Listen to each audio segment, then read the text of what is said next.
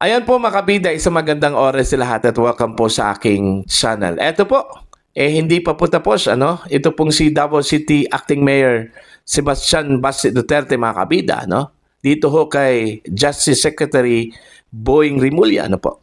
Okay? Kamakailan lang po, nagsampa po ito ng katakot-takot na reklamo, ano? Laban po kay Rimulya mga kabida, dyan po sa Office of the Ombudsman, ano po? Okay?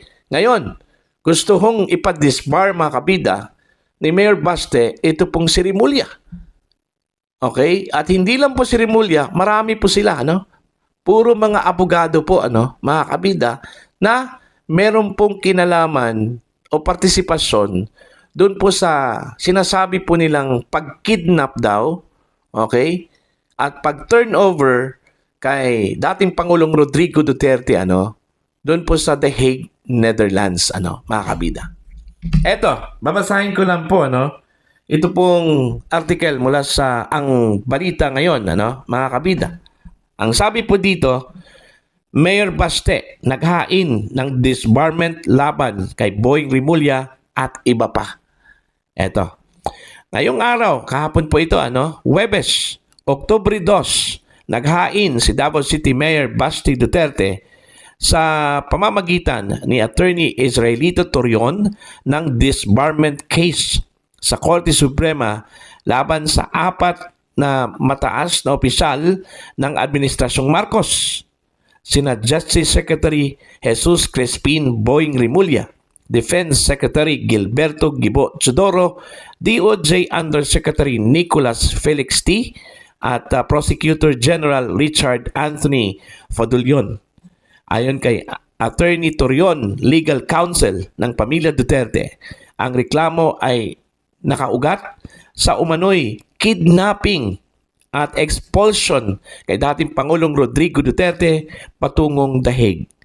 Dagdag ni Torion, mismong si Baste ang kumatawan sa kanilang pamilya dahil nagpasya ang pamilya na magsampa ng disbarment complaint laban sa mga abogadong ito na nangyari ring matataas na opisyal ng bansa. Minabuti ni Acting Mayor Sebastian Z. Duterte na siya mismo ang magsampa nito para sa pamilya. So ayun. So gusto pong bumagsak po, ano, si Rimulya, ano po. Gusto po itong mangyari po ni Mayor Baste, ano, mga kabida. Okay? Kung hindi man po siya apektado dito ho sa kanyang mga reklamong isinampa dyan po sa Office of the Ombudsman, kasi unang-una po, baka naman po expected yan, ano, ng pamilya Duterte at lalong-lalo na po ni Mayor Duterte, ano, na baka naman po hindi po aksyonan o di kaya baka i-dismiss considering yung acting ombudsman daw dyan, parang friendly masyado, ano, kay Rimulya po, ano, mga kabida. Baka dito ho sa disbarment, masilat po itong si Rimulya, ano, mga kabida, ano po. Okay. Now, tingnan po natin kung tatalab ba ito pong disbarment case, ano, ni Baste Duterte kay Rimulya, mga kabida. Okay? Nag-research ako dito, ano. Ano ba yung mga grounds pala, ano, para ma-disbar ang isang abogado, ano, dito sa Pilipinas? Under the statutory grounds for disbarment, Rule 138, Section 27, ano, Rules of Court. Ang sabi po dito, mga kabida, grounds for disbarment, okay? Number 1, deceit. Engaging in dishonest or fraudulent act. Alright?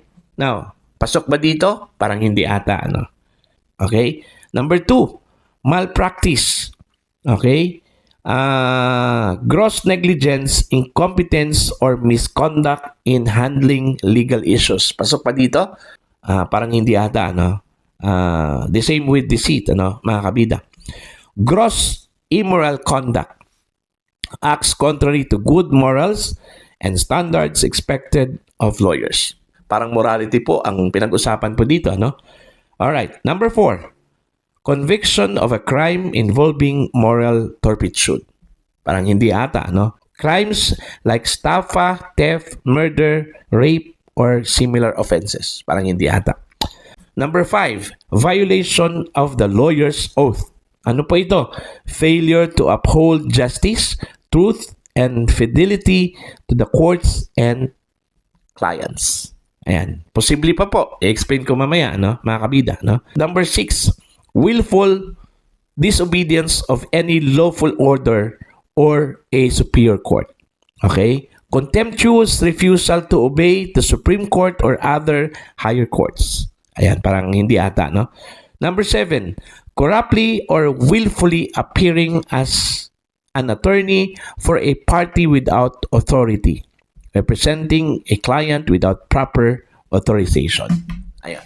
So, dito ho sa 7, ang nakita ko lang po na possible na pumasok ito pong disbarment case, ano, laban ho kay Rimulya at iba pang mga isinangkot po dito. Ito pong violation of lawyer's oath, ano, failure to uphold justice, truth, and fidelity to the court and clients. Ayan. So ito po, mga kabida. Anong ibig sabihin po? Okay? Meron kasing mga batas na dapat sundin, ano, dito ho sa, for example, pag-aresto po kay dating Pangulong Rodrigo Duterte, kung saan po ay ito po ay itatry hindi po sa Pilipinas kundi sa ibang bansa, no, sa The Hague, Netherlands. Okay, aside po dito sa mga batas po natin, mga kabida, kasi kailangan po dito yung due process, di ba? Kasi ang tanong po doon ho sa pag-aresto ba kay dating Pangulong Duterte, binigyan ba siya ng due process? Okay? And established naman po 'yan, ano, doon po sa Senate inquiry po, ano, sa Committee on Foreign Relations po, mga kabida, ano, ni Senator Amy Marcos, na wala hong due process, ano. Ito pong ginawa po nila kay dating Pangulong Rodrigo Duterte, ano po, no? At saka pangalawa, hindi po sinunod, mga kabida, ano, yung isang provision po ng Rome Statute. Okay? Anong sinabi po doon?